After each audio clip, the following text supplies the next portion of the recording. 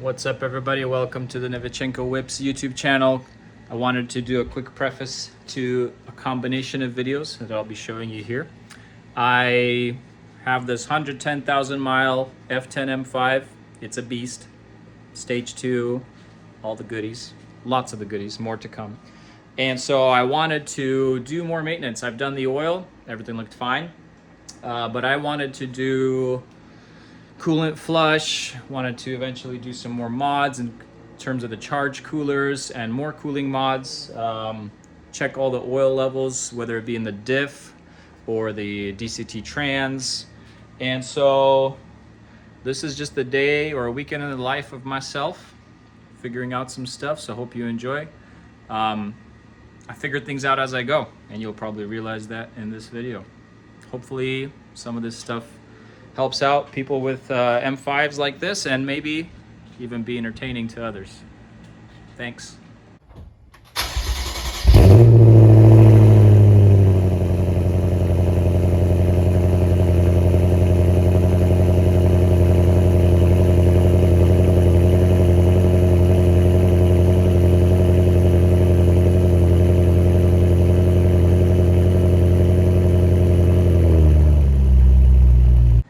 What's up, everybody? Welcome to the Novichenko Whips YouTube channel. Today we're doing something not very exciting, not very fun, especially on some of the bigger V8 BMWs with intricate plumbing for all their coolant. But I've been ripping around on my M5, having a lot of fun, I must say.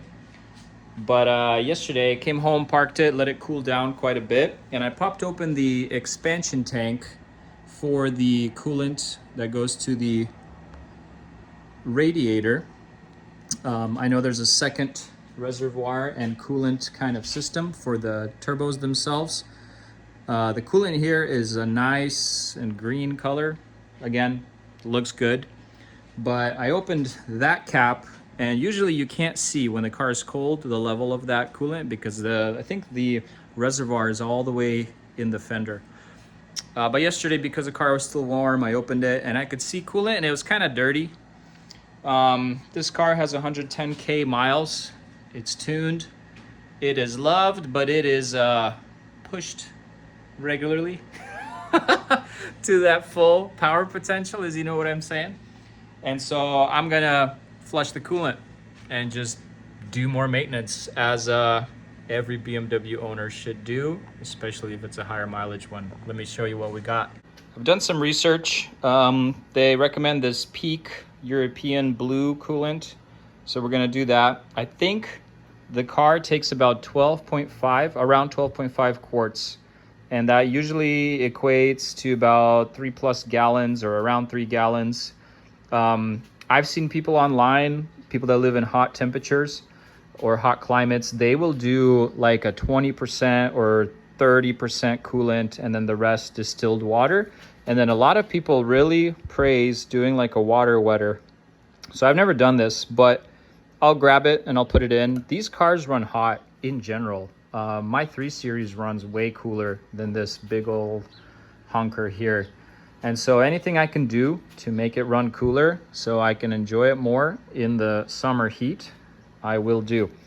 And so we're gonna pick it up and we're gonna look at a spot or the best spots to drain the coolant. There are multiple radiators in this car, and I believe the rearmost radiator, the big one, is for the actual engine. It's the radiator for the engine. The one up front is for the other coolant system with the turbos. I think it's almost like triple radiator. One in the front in these here side gills, and that's all the coolant system that goes on these charge coolers that keep your turbocharger cool. Exciting. So let's get to it. We're going to go through the flush process, filling, and then we're going to do some bleeding process. Before I do that, I'm going to throw the whole car on a battery tender / charger, because I know the bleeding process, you have to let the car bleed itself for like 10 or 15 minutes using the water pumps, and I know at least one of those is an electric driven one, maybe both. Since there's 2 systems, there's 2 water pumps. Let me go put that on and we'll get started. So I got under here, took off that plastic tray. I mean, it's fairly simple to do. And now I'm looking at all the various, access points here. There is kind of like a plug here, but that is for refrigerant for the AC.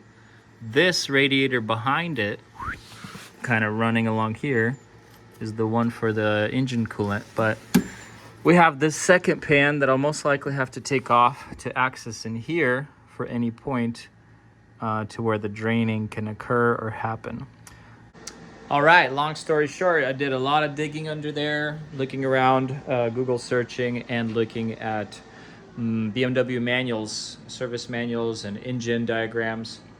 You can't really drain all the coolant without significant effort.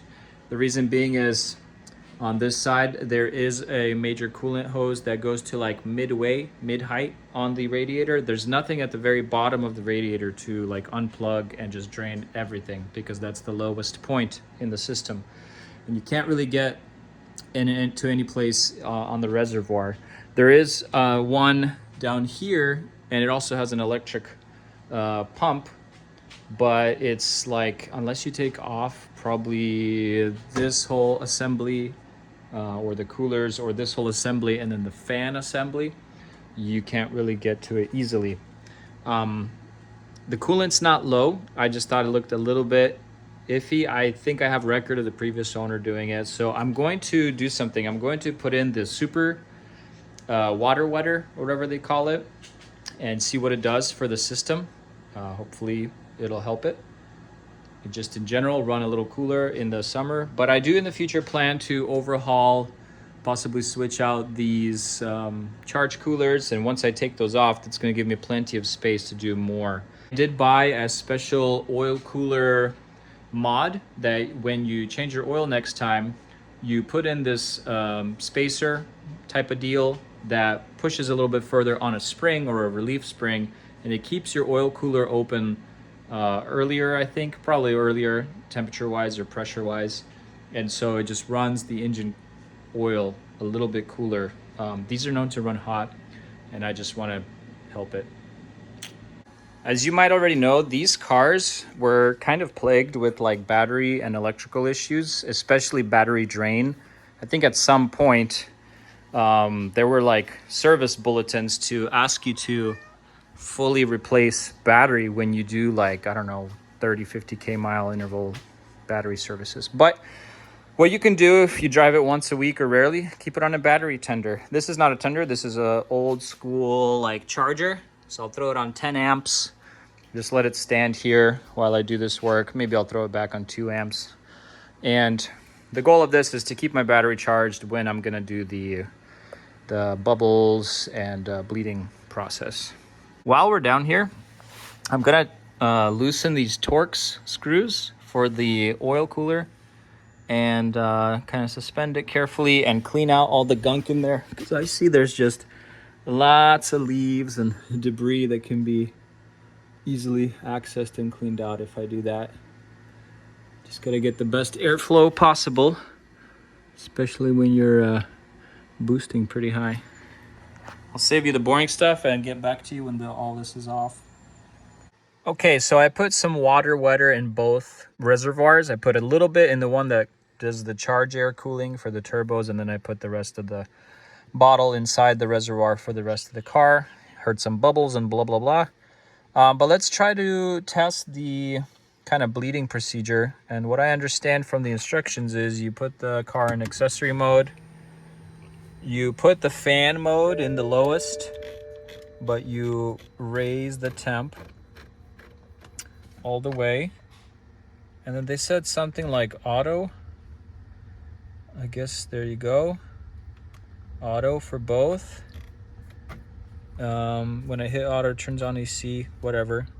I'll show you that I have my battery charger still on, and I turned it on to 10 amps because we wouldn't want this to kill our battery. And then they said, press down your gas pedal all the way to the bottom with the kick down for 10 plus seconds. And we'll see if we hear anything, right? Start burbling once we walk to the front there. No, your car is not on.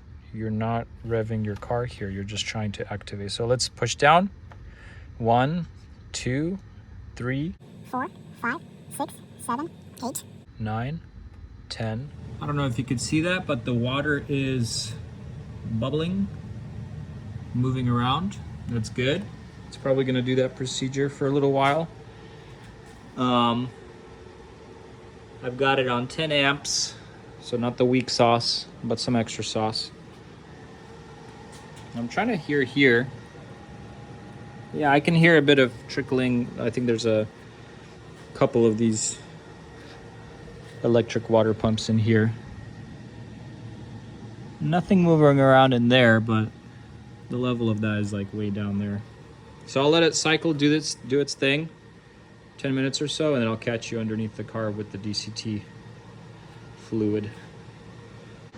I did some more research, and so when the fluid level in my expansion tank rose a little bit, I saw that it's kind of like a yellowish orangish color, and I guess when there wasn't that much, I thought it was just dirty coolant because the one in there is green. Looking online, several people have mentioned that they have this orangish type of coolant in there, so I'm not too worried at the moment. But in the long term, if I had no record of like a former flush on this car, which I do have, it's probably a stack this big full of papers of former maintenance, I would definitely do it, and I plan to do it in the near future once I take apart more stuff over here and I'm not just taking it apart several times for various installs and jobs. But that's another point. If you're planning to do some big installs and you know that a lot of things are going to be removed off your car, just plan a full-blown maintenance. Makes things easier and get it all done at once. But yeah, grabbed a Torx T30 and took off 4 screws, just holding in the oil cooler. You can see a bunch of debris came out, but there's also just so much debris up in here. This gives me a nice access to give a wipe down and a clean, and maybe I'll use some pressurized air to blow everything out, and maybe reversely from that side as well. Let's do this real quick. Very easy to do, to clean out. Don't have to take off your bumper or the mesh in the front. Pretty straightforward. After this, we're just going to do a quick check of the oil pan, DCT pan. They are quite dry, so I think we're good there. And then I'm going to show you a cool menu that I've figured out how to unlock to see more things, more information about your car, like the coolant temp and stuff, which usually does not show up on the gauges. Stay tuned. Yeah, look at that. I got a couple cigarette butts and who knows what else. Took a nice flathead and carefully shuffled everything out of there, all the debris. Something that I have been thinking about is cleaning these cone filters. So let me show you. This car, when probably these intakes were installed, had cone filters that had much, like, let's say, worse filtering capability. Hopefully I don't fall. Let's do a little lesson here. So here's the factory box filters from Mall or whatever. People replace these with K&Ns. These go in the factory spot, and a lot of cars do fine with these, but the idea of those front-mounted cone filters is to get the absolute coldest intake air temperatures possible. And so that intake, I don't know what brand it is, because it doesn't really say it on anything. It had these metal mesh filters at first. These look cool, like in the kidney grills, but you can tell the filtering mesh is very thin. You can see my hand through it. And so fine particles of dust and whatever else, water, would easily get through this. Yes, it was probably breathing a little better, but you were getting gunk into your turbos and into your engine. Scary stuff.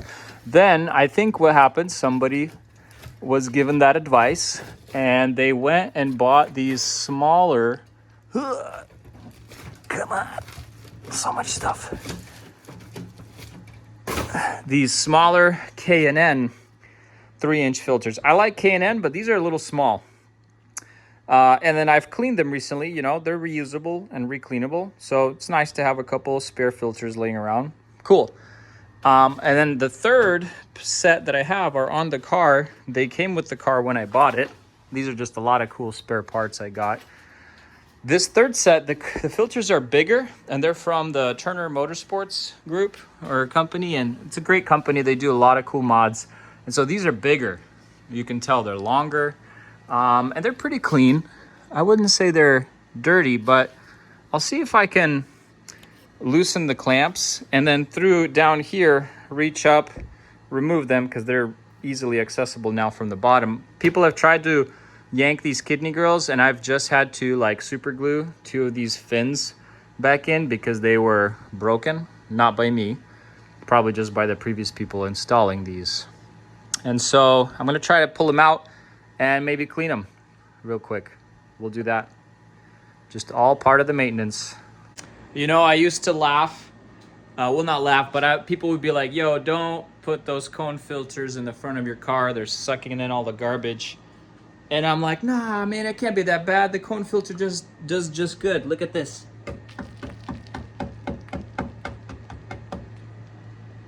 Sure, it's okay inside, but let me drag. What does my cleanest finger look like right now? Anyway, look at the inside of it. I'm gonna just drag my finger through. There's more. Yeah, I mean, it's dusty, dirty dust. It's a risk. I guess that's why from factory they put their intakes in here, and yes, they route like plumbing into it to get you some cooler air. These look really sweet, but you got to be pretty cautious. Some people will buy those like that netting that you can put on top of your cone filter to better yet filter even more. But I guess that's the cost of high horsepower, right? You want the coldest air, you're gonna risk it for the brisket, risk it for the biscuit, whatever. But let's clean these, and I'm just gonna wipe down the inside of those and probably put them back because I like that power. Here's another quick visual. I grabbed a shop towel.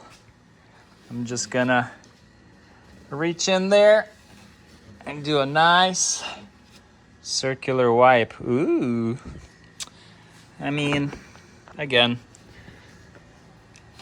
every filter possibly lets some kind of particulates through it, but this one is exposed to the elements because it's external to the car. It's in the direct flow of air.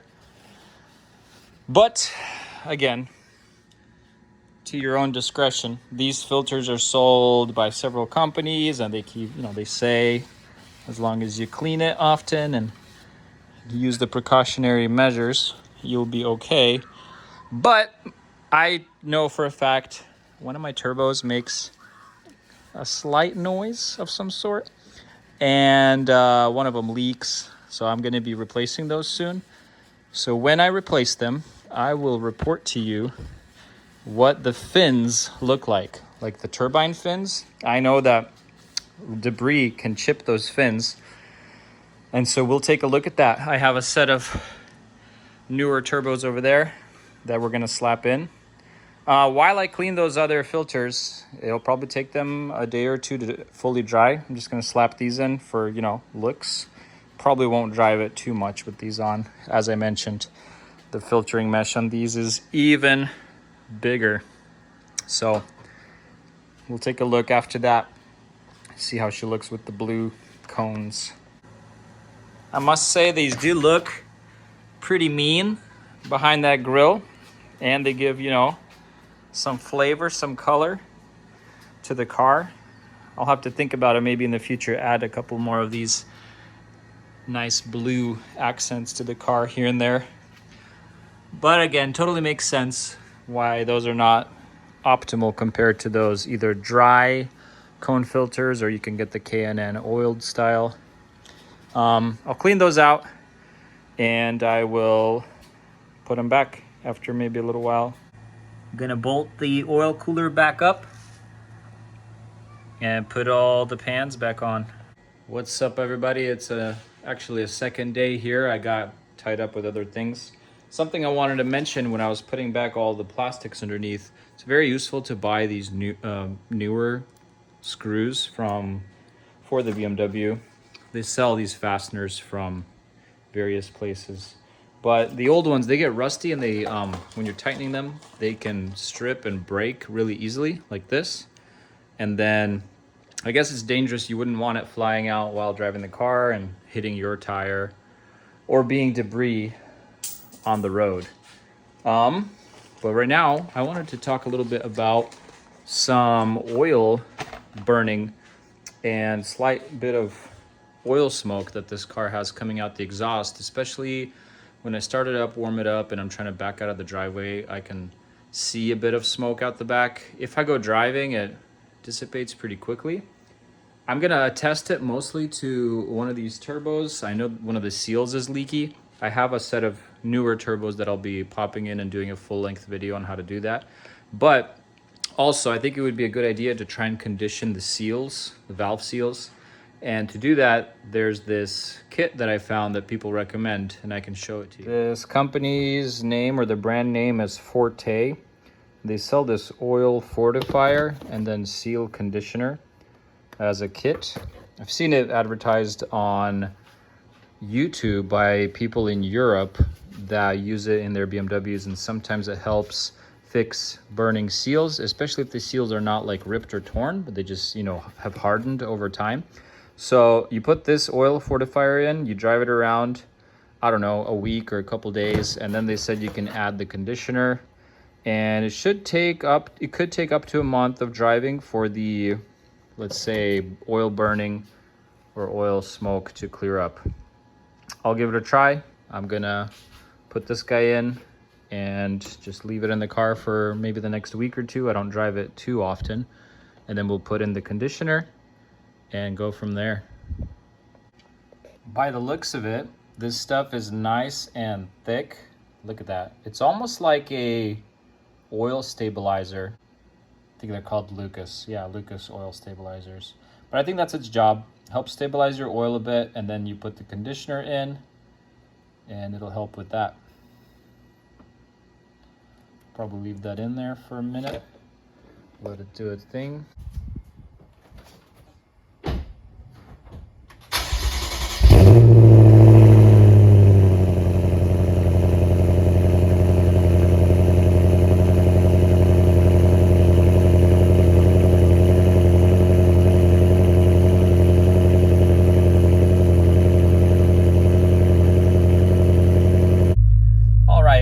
Show you a quick unlock option for the secret menu on the BMW dashes. It might be a little bit confusing. Online, people say you just have to use the last 2 digits of your VIN. Other people said add up the 7 last digits of your VIN. Neither of those worked for me. I found one more where they said add up the last 5 digits of your VIN, and for me that number is 31. So let's see if I can do that. Press and hold this button for about 15 seconds. Trying to minimize glare for you here. The sun is behind me. Okay, so we get to this menu. There you go. And so we're gonna go to unlock, press and hold, and then you can click 31 times.